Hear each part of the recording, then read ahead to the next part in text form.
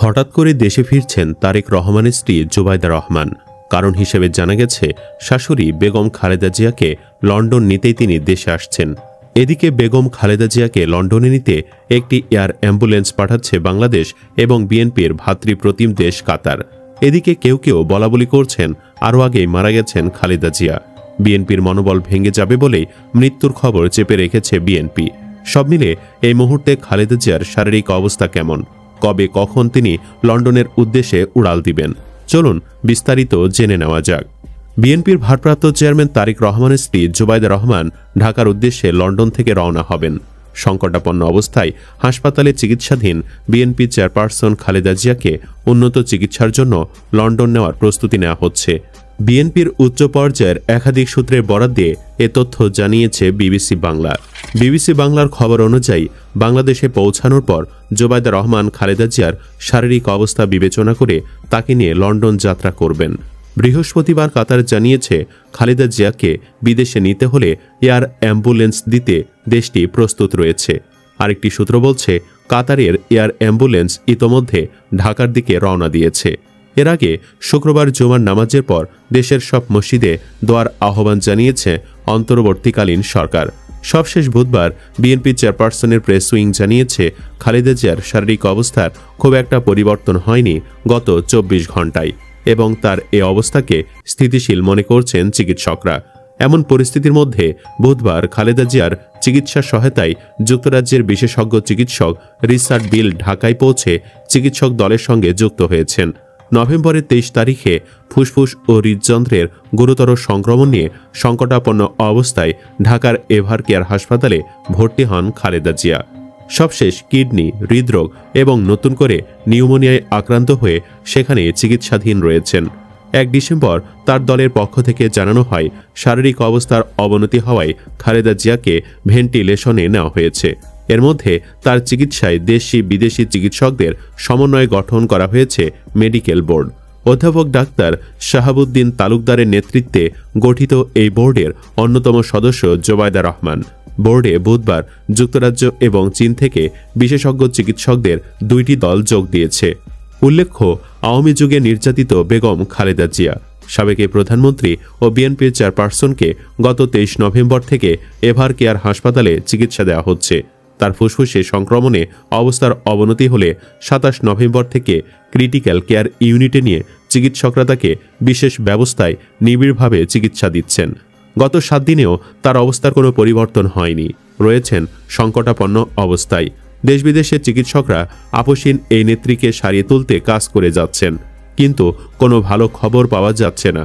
দেশের কোটি কোটি মানুষ তার সুস্থতার জন্য প্রার্থনা করছেন, উদ্গ্রীব উৎকণ্ঠায় সময় পার করছেন। বেগম খালেদা জিয়াকে অতি গুরুত্বপূর্ণ ব্যক্তি ঘোষণা করার পর মঙ্গলবার থেকে স্পেশাল সিকিউরিটি ফোর্স নিরাপত্তা দেওয়া হচ্ছে। বুধবার সন্ধ্যায় খালেদা জিয়াকে দেখতে গিয়েছেন প্রধান উপদেষ্টা অধ্যাপক ডক্টর মোহাম্মদ ইউনুস। এর আগে 3 বাহিনীর প্রধানসহ দেশের গুরুত্বপূর্ণ সকল ব্যক্তি দেখে এসেছেন। বিএনপির পক্ষ থেকে জানানো হয়েছে, খালেদা জিয়ার স্বাস্থ্য সেরে ওঠার কোনো লক্ষণ দেখা যাচ্ছে না। বিএনপি নির্ভরযোগ্য সূত্র বলছে, খালেদা জিয়াকে উন্নত চিকিৎসার জন্য লন্ডনে নিতে সকল ধরনের প্রস্তুতি সম্পন্ন হয়েছে। প্রধান উপদেষ্টা দেখে আসার পর খালেদা জিয়ার চিকিৎসকরা অল্প সময়ের মধ্যে সাবেক প্রধানমন্ত্রীকে লন্ডনে নিতে সবুজ সংকেত দেবেন। তার আলোকে এয়ার অ্যাম্বুলেন্স সহ যাবতীয় সকল প্রস্তুতির জন্য পরিবার ও দলকে গ্রিন সিগন্যাল দেওয়া হয়েছে চিকিৎসকদের পক্ষ থেকে। দলটির নেতাকর্মীরা বলছেন, বিএনপির ভারপ্রাপ্ত চেয়ারম্যান তারেক রহমানের দেশে ফেরা নিয়ে অনিশ্চয়তা তৈরি হয়েছে। তার ফিরে আসা কেবল ইচ্ছার বিষয় নয়, মায়ের চিকিৎসা, পারিবারিক অবস্থান ও নিরাপত্তা সহ বহুদিক বিবেচনা করতে হচ্ছে। এই মুহূর্তে মায়ের চিকিৎসা নিশ্চিত করাই সন্তানের প্রধান দায়িত্ব। বিশেষ করে যদি খালেদা জিয়াকে লন্ডনে নিতে হয়, তাহলে স্বাভাবিকভাবেই তারেক রহমানের ঢাকায় ফেরার সিদ্ধান্ত আরও সময় লাগতে পারে বলে মনে করা হচ্ছে। যদিও প্রশাসনিক বা আইনি কোনো বাধা তেমন নেই। পররাষ্ট্র মন্ত্রণালয় জানিয়েছে, তার পাস ইস্যু করতেও 1 ঘন্টার বেশি সময় লাগবে না। তবুও পরিবার ও দলীয় বাস্তবতার জটিল সমীকরণ রয়েছে। ইতোমধ্যে খালেদা জিয়াকে লন্ডনে নিতে ভিসা প্রক্রিয়া, মেডিকেল অনুমোদন, বিশেষায়িত এয়ার অ্যাম্বুলেন্স সহ প্রাথমিক সব ব্যবস্থা প্রায় সম্পূর্ণ। চিকিৎসার স্বার্থে পরিবার ও দল মনে করছে এই মুহূর্তে বিদেশে নেওয়াই সবচেয়ে যুক্তিযুক্ত পদক্ষেপ। দলীয় নেতাকর্মী ও রাজনৈতিক সংশ্লিষ্ট ব্যক্তিরা বলছেন, লড়াই ও সীমাহীন যন্ত্রণায় ক্লান্ত হলেও কখনো ভেঙে পড়েননি, হাল ছাড়েননি সাবেক সেনাপ্রধানের স্ত্রী খালেদা জিয়া। লড়াইয়ের ময়দানে ছিলেন অবিচল, অসীম সাহসের বাতিঘর হয়ে সমস্ত যন্ত্রণাকে পদদলিত করে ঠায় দাঁড়িয়ে থেকেছেন বাংলাদেশের সমন্বিত প্রতিচ্ছবি হয়ে।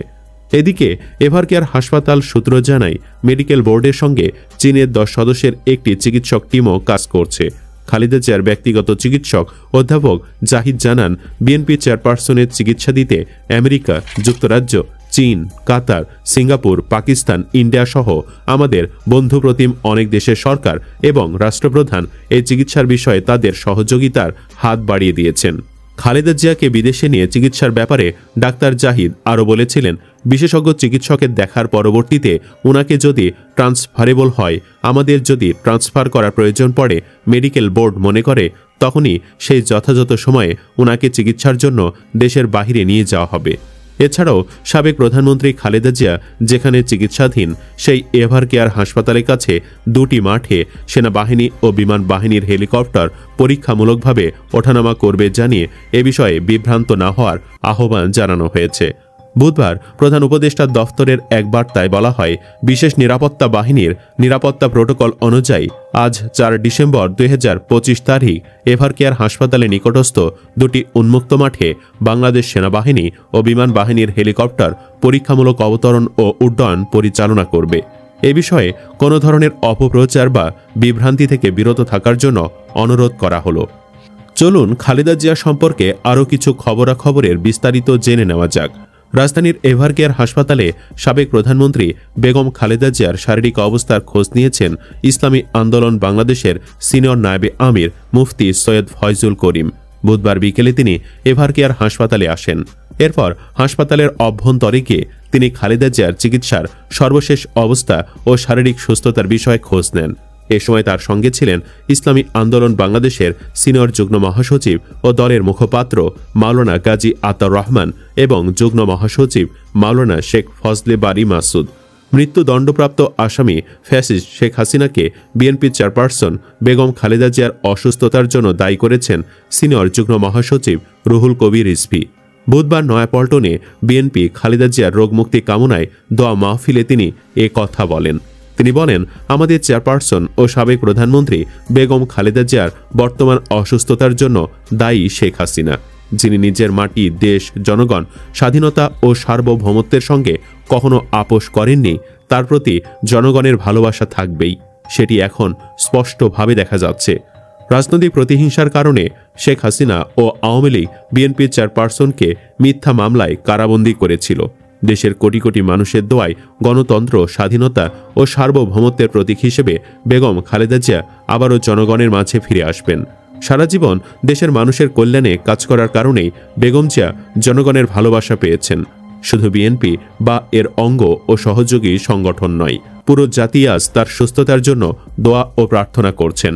বিএনপির স্থায়ী কমিটির সদস্য ডক্টর আব্দুল মঈন খান বলেছেন, বেগম খালেদা জিয়া কোটি মানুষের জন্য রাজনীতি করেছেন। বুধবার এক দোয়া অনুষ্ঠানে তিনি বলেন, স্বৈরাচার আওয়ামী সরকারের প্রতিহিংসার শিকার হিসেবে খালেদা জিয়ার নাম উল্লেখ থাকবে। আইনের প্রতি শ্রদ্ধাশীল হওয়ার কারণে মিথ্যা মামলায় হাজির হয়ে কারাবরণ করেন বিএনপি চেয়ারপারসন। খালেদা জিয়া রাজপ্রাসাদে থেকে রাজনীতি করেননি। তিনি স্বৈরাচারের রক্তচক্ষু উপেক্ষা করে জনগণের অধিকার আদায় করেছেন, আর তাই জাতীয় তার জন্য উদ্গ্রীব উৎকণ্ঠায় আছে। এদিকে বিএনপির নেতাদের কেউ বলছেন, তারেক রহমানের দেশে ফেরার প্রস্তুতি প্রায় সম্পন্ন, কিন্তু তার জাতীয় নির্বাচনে তফসিলের আগে হওয়ার সম্ভাবনা কম। এমনও হতে পারে তিনি মহান বিজয় দিবস পালন করবেন দেশের মাটিতে। আবার কারো মতে নিরাপত্তার বিষয়টি শতভাগ নিশ্চিত হলে দেশে ফিরবেন, তবে ফেরার সুনির্দিষ্ট তারিখের বিষয়ে কেউ নিশ্চিত নয়। দর্শক, আপনি কি মনে করেন খালেদা জিয়ার এই অবস্থা হবার পেছনে আওয়ামী লীগ দায়ী? কমেন্ট বক্সে জানিয়ে দিন আপনার মতামত। ভিডিও ভালো লাগলে লাইক দিন এবং চ্যানেলটি সাবস্ক্রাইব করুন। ধন্যবাদ।